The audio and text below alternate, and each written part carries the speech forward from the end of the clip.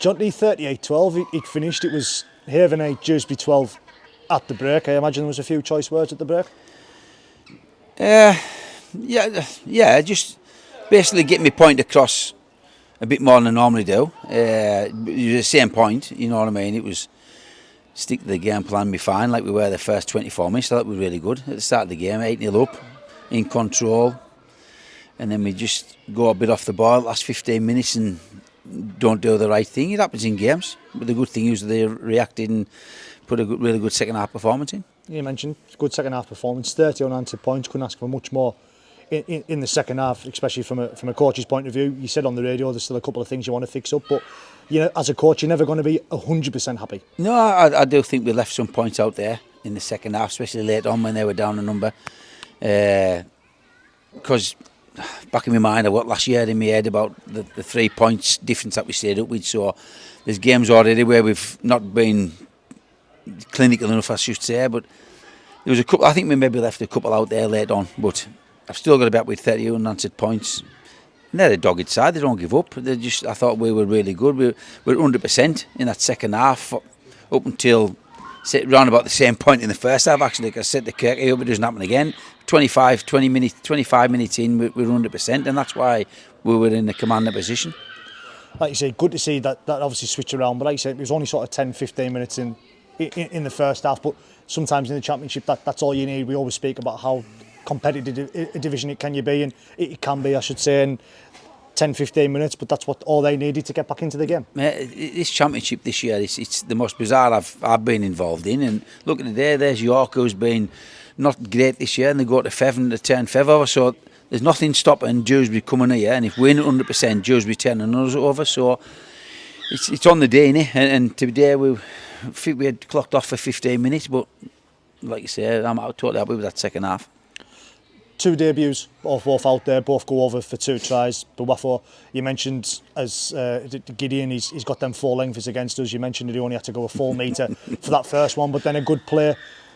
Good short side seemed to become maybe from a training ground to go down the short side for him to get the second. Yeah, off the scrum, yeah. He has got a bit of pace, and we're Mason and Gebby, and like you say, we've got a bit of pace in the team, and Gideon fetches that as well. And it's a threat, innit? Everybody's scared of pace especially when you're one-on-one. So, yeah, he was in the right place at the right time for his first try. He was pushing up, and they knocked spilled the ball, and he goes over from a metre out. But like you say, and he finished his second try well off the scrum.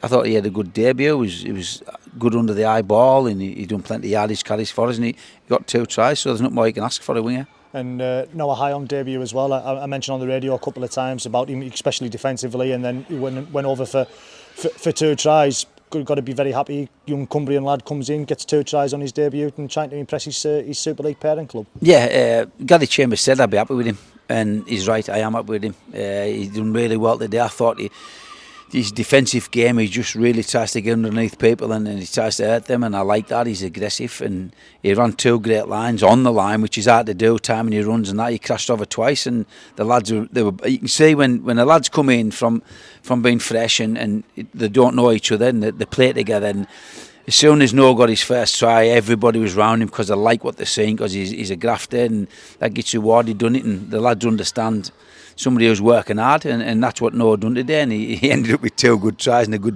defensive display.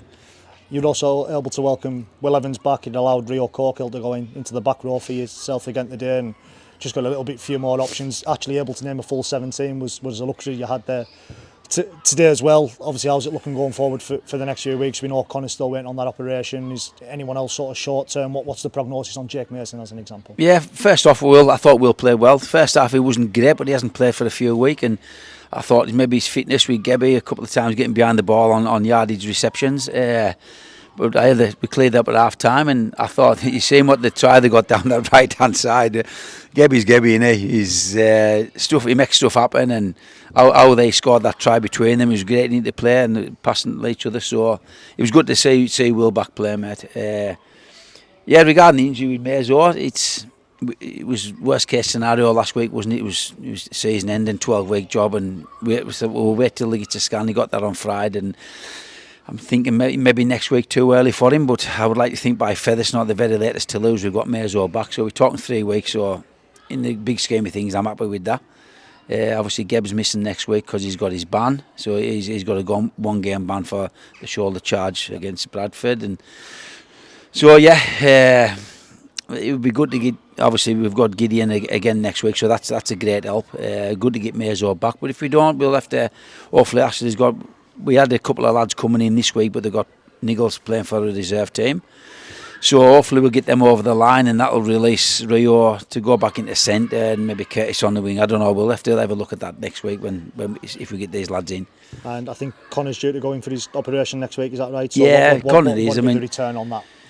Connor done really well last week, mate. He hadn't been really in training much for us, and he was just knocking about physio, a bit of rehab, joined in now and again, and he just basically waiting for his up. But obviously he put his hand up last week and he had a real good knock.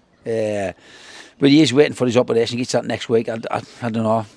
Is it a 3-week, 4-week turnaround after he gets that? So we'll maybe welcome him back end of July. So yeah, it'd be good to get Connor back as well. And Oscar Dornan, any sort of update on Connor? Oscar's he's got a stress fracture or something like that in his back. He's had his MRI scan, and that was the result. We have just been down today. I was having a crack with him, and he's just waiting now for the specialist to go and see the specialist, see what the next step is. So it could be quite a lengthy one with Oscar, which I thought it'd be a couple of weeks. Mason was going to be lengthy, but it looks like it's going to be the other way around. So it's a shame, but these things happen in rugby, don't they? They certainly do. Finally, we'll talk about it a bit more through the week, but you've got Halifax on this coming Sunday, slightly early kick-off, 1 o'clock, also being played at Wakefield as well, so slightly neutral territory. Obviously, you've still got to make the trip to Yorkshire, but slightly earlier kick-off. Does anything change in preparation, knowing you've got to leave at, say, like 7:30 in the morning, or is it just business as usual? Business as usual, as in the preparation. Maybe look at stop somewhere, which we don't normally, for a bit of breakfast somewhere on the way down, or on Saturday, like breakfast. But I'll just... Obviously, Halifax have been to Wakefield today, and they're doing a pretty good job. Start off, I don't know what it's finished. They were leading at one point and close at half time. So I hope they don't get used to that Wakefield pitch. So it's a tough task going down there. I think they are starting to turn the corner. They start off really bad, but it's all about us again, isn't it? If we do everything right, like we're doing in that second half and the start of the first half, it could be a match for anybody, mate.